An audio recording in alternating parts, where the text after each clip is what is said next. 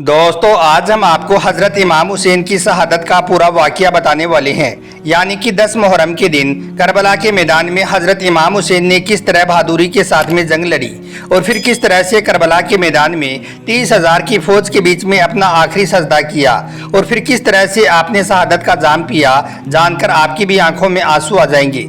इसलिए आज का यह वीडियो आप सभी के लिए बहुत ही ज़्यादा खास है, आप इसको आखिर तक ज़रूर देखें। और सबसे पहले आप हजरत इमाम हुसैन की मोहब्बत में इस वीडियो को दिल से एक लाइक जरूर कर दें और मेहरबानी करके इसे शेयर भी कर दें ताकि यह वाकया और भी लोगों के पास में पहुंच जाए। तो चलिए दोस्तों शुरू करते हैं।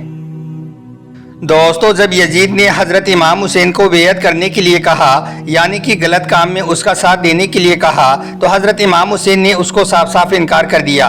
यह सुनकर यजीद ने अपनी फौज को हुक्म दिया कि अगर इमाम हुसैन मेरी बेयत ना करता है तो उसका कत्ल कर दिया जाए। यह देखकर हजरत इमाम हुसैन ने खून खराबे से बचने के लिए मदीना छोड़ने का फैसला कर लिया। फिर इमाम हुसैन अपने कुछ साथियों के साथ मदीना छोड़कर जाने लगे, जिनमें औरतें भी थी, बच्चे भी थे, बूढ़े और जवान भी थे। कुल मिलाकर 72 लोगों का यह काफिला था। चलते चलते आप इराक के करबला के मैदान में पहुंच गए और करबला के मैदान में जाकर आपने अपना पड़ाव डाल दिया। मगर पीछे पीछे यजीद की फौज भी करबला के मैदान में आ पहुंची। सबसे पहले यजीद की फौज ने पानी पर अपना कब्जा कर लिया, यानी कि इमाम हुसैन पर उन्होंने पानी पर रोक लगा दी।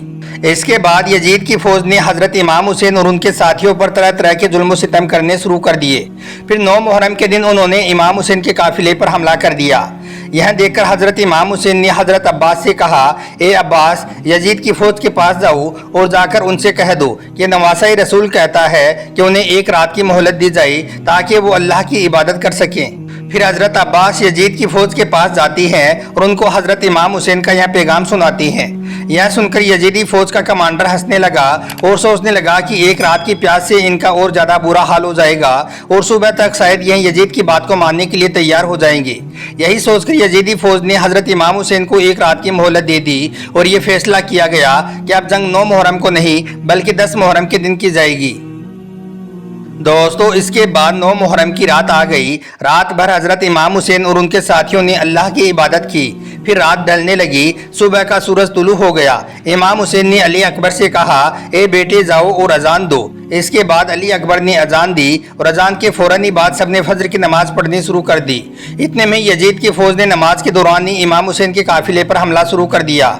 फिर हजरत इमाम हुसैन का एक एक साथी शहादत का जाम पीता गया। कभी कासिम शहीद हुए तो कभी अली अकबर शहीद हुए तो कभी हजरत अब्बास अलमदार शहीद हुए तो कभी ओनो मोहम्मद शहीद हुए तो कभी नन्ही असगर शहीद हुए। एक एक करके खानदानी रसूल के सारे अफराद शहीद होते गए। इसके बाद जब कोई नहीं रहा तो हजरत इमाम हुसैन अपने हाथों में तलवार लिए अपने खेमे से बाहर निकले और एक दूसरे खेमे में गई जहाँ पर आपकी बहन बेटियां अल्लाह की इबादत में लगी हुई थी। हजरत इमाम हुसैन ने फरमाया, ए मेरी बहनों, ए मेरी बेटियों, अपने हुसैन का आखिरी सलाम कबूल करो। फिर आप उस खेमे से बाहर निकलकर एक दूसरे खेमे में जाते हैं जहां पर आपके शहजादे हजरत इमाम ज़ैनुल आबिदीन बीमारी की हालत में अपने बिस्तर पर पड़े हुए हैं।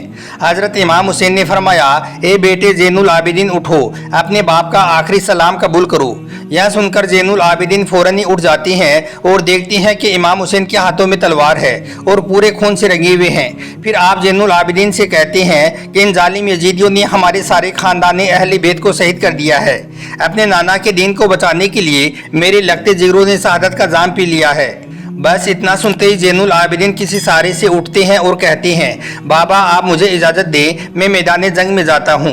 यह सुनकर हजरत इमाम हुसैन ने फरमाया, बेटा बीमारों को जिहाद करने की इजाज़त नहीं है, तुम खानदानी अहले बैत के चश्मे चिराग हो, तुम्हें तो यजीद के दरबार में खुतबा भी सुनाना है। यह सुनकर ज़ैनुल आबिदीन ज़ारो कतार रोने लगी। इसके बाद हजरत इमाम हुसैन अलविदा कहती हैं और मैदान करबला में जाती हैं। इमाम हुसैन जैसे ही करबला के मैदान में जाते हैं तो सबसे पहले आपने यजीद की फौज से फरमाया, ए लोगों, मैं तुम्हारे रसूल का नवासा हूँ। मैं वो हूँ जिसको तुम्हारे नबी ने अपने कंधों पर सवार किया है। मैं वो हूँ जिसको तुम्हारे रसूल ने अपने सीने पर सुलाया है। मैं वो हूँ जिसके लिए तुम्हारे नबी कहते थे कि हुसैन मुझसे है और मैं हुसैन से। ए लोगों, मैं वो हूँ जो नमाज के दौरान अपने नाना की पुश्त मुबारक के ऊपर सवार हो जाता था तो मेरे नाना मेरे एहतराम के लिए सजदे को लंबा कर देते थे कि कहीं ऐसा ना हो जाए कि आप सजदे से उठे और मुझे तकलीफ हो जाए। اے لوگو، آج تم نے حسین کو رلایا ہے، تم نے اپنے ہاتھوں سے اس دنیا کے بدلے دوزخ کو لکھ لیا ہے۔ اے لوگو، بتاؤ میرا قصور کیا ہے، میرا گناہ کیا ہے؟ کیا میں نے کوئی نماز قضا کی ہے؟ کیا میں نے کسی کا کوئی حق مارا ہے؟ کیا میں نے کسی پر کوئی ظلم کیا ہے؟ تو یہ سن کر یزیدیوں نے کہا، اے حسین، تمہیں اس لیے نہیں مار رہی ہیں کہ تمہارا کوئی قصور ہے، بلکہ تمہیں اس لیے مار رہی ہیں کہ تم علی کے بیٹے ہو۔ یہ سن کر حضرت امام حسین نے فرمایا، وہ علی جو کہ اسلام کا محافظ تھا، آج اس علی کو تم یہ صلہ دے رہے ہو، اس کی اولاد کو تم اس بیابان میں شہید کرنے جا رہی ہو۔ اتنے میں دوستو سمر جو کہ یزیدی فوج کا کمانڈر تھا، وہ زور سے چلایا اور کہنے لگا کہ حسین کی بات نہ سنو، اس پر حملہ کر دو۔ بس پھر کیا تھا، چاروں طرف سے حملہ ہونا شروع ہو گیا۔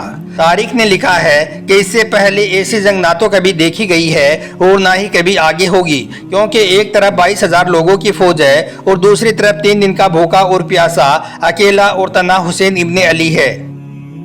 بس پھر کیا تھا، حضرت امام حسین بھوکے شیر کی طرح یزیدیوں پر ٹوٹ پڑے، لاشیں ہواؤں میں اڑنے لگی، ہزاروں یزیدی ایک ایک کر کے امام حسین کی تلوار سے جہنم رسید ہونے لگے۔ علی کے شیر کے ہاتھ میں علی کی تلوار تھی اور رسول اللہ صلی اللہ علیہ وسلم کے گھوڑے پر سوار تھے۔ آپ دشمنوں کو ایسے کاٹتے جا رہے تھے جیسے کوئی گاجر مولی کو کاٹتا ہے۔ تاریخ نے لکھا کہ یزید کی فوج بھاگتے بھاگتے کوفہ تک جا پہنچی۔ اتنے میں عمر بن سعد کہتا ہے، اے سمر، خاموش کیوں کھڑا ہے، سب ایک ساتھ حملہ کرو۔ ڈر کے مارے سمر کہتا ہے کہ اگر میں جاؤں گا تو میں مارا جاؤں گا۔ ارے جو حسین کے بچوں سے نہ لڑ سکے وہ حسین سے کیا لڑیں گے؟ اس کی رگوں میں تو علی کا خون دوڑ رہا ہے، اس کی رگوں میں تو رسول اللہ کا خون دوڑ رہا ہے۔ اتنے میں ہی سمر زور سے چلایا کہ جاؤ اور جا کر حسین کی خیموں میں آگ لگا دو۔ اس کے بعد امام حسین کی خیموں میں آگ لگا دی گئی۔ پھر عمر بن سعد کہتا ہے، اے حورمالا، حسین پر سب ایک ساتھ تیر چلاؤ۔ اس کے بعد ہزاروں کی فوج نے حضرت امام حسین کے اوپر ایک ساتھ تیر چلانا شروع کر دیا۔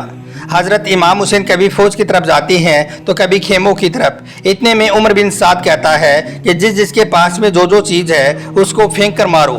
اس کے بعد میں کسی نے نیزہ مارا، کسی نے تلوار پھینک کر مارنی شروع کر دی، تو کوئی تیر مار رہا تھا تو کوئی پتھر اٹھا کر مار رہا تھا، اور جس کے پاس مارنے کے لیے کچھ بھی نہیں تھا وہ کربلا کی گرم مٹی کو اٹھا کر مارنے لگا۔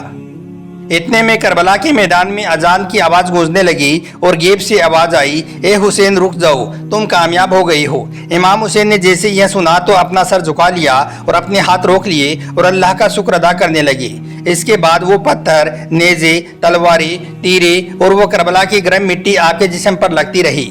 اتنے میں حضرت امام حسین اپنے گھوڑے کی پیٹھ سے زمین پر آ گرے۔ عمر بن سعد نے سوچا کہ یہی ایک موقع ہے انہیں قتل کرنے کا۔ یہ دیکھ کر عمر بن سعد چلایا اور اپنے لوگوں سے کہنے لگا، کھڑے کھڑے کیا دیکھ رہے ہو، جاؤ اور حسین کا سر قلم کر دو تاکہ یہ خبر پھر ہم یزید تک پہنچائیں اور ہمیں انعام ملے۔ اس کے بعد جو بھی کوئی امام حسین کا سر قلم کرنے کے لیے آپ کے پاس جاتا تو امام حسین کی آنکھوں میں اللہ کے پیارے نبی صلی اللہ علیہ وسلم کا چہرہ اس کو نظر آنے لگتا۔ یہ دیکھ کر وہ کانپنے لگ جاتا اور روتا ہوا واپس بھاگ جاتا۔ اتنے میں سمر کہتا ہے کہ یہ کام تم سے نہیں ہوگا، لاؤ خنجر مجھے دو۔ پھر سمر خنجر لے کر امام حسین کے قریب جاتا ہے۔ اس وقت حضرت امام حسین کا سر سجدے میں ہوتا ہے۔ سمر خنجر کو امام حسین کی گردن پر رکھ دیتا ہے اور جیسے ہی چلانے لگتا ہے تو سمر دیکھتا ہے کہ حضرت امام حسین کچھ پڑھ رہی ہیں۔ سمر مسکرایا اور سوچنے لگا کہ شاید امام حسین کو اپنے کیے پر پچھتاوا ہو رہا ہے۔ یہی سوچ کر اس نے اپنا کان لگا کر سننا شروع کر دیا۔